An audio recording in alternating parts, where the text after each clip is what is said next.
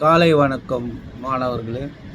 ஜெகதீஷ் சந்திர போஸ் என்றவர் ஃபிசிக்ஸ்லேயும் பயாலஜிலையும் மிக அருமையான கண்டுபிடிச்சிருக்கார்.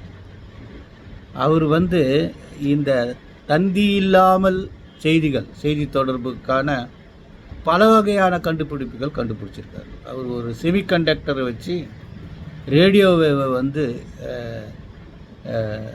கண்டுபிடிச்சார்.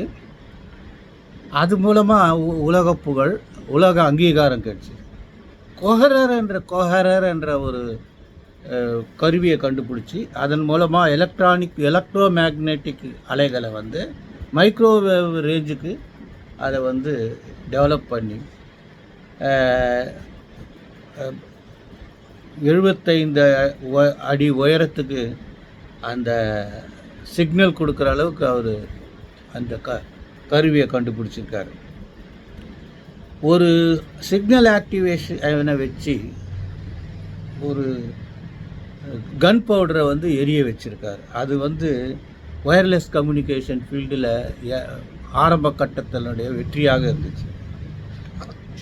அதுக்கப்புறம் கிரெஸ்கோகிராஃப் என்ற ஒரு கருவியின் மூலமாக செடிகள் அப்புறம் அது எப்படி உணர்ச்சி பெறுது, வெளிச்சத்தை எப்படி படுது, அது தொடு உணர்வால் அது என்ன பண்ணுது, அதுக்கு காயம் ஏற்படுகிற நிலைமை எப்படி உணர முடியும், இப்படிப்பட்ட அருமையான கண்டுபிடிப்புகள் அந்த கோஹரர் மூலமாக கண்டுபிடிச்சிருக்காரு. இவர் தான் ஜெகதீஷ் சந்திர போஸ்.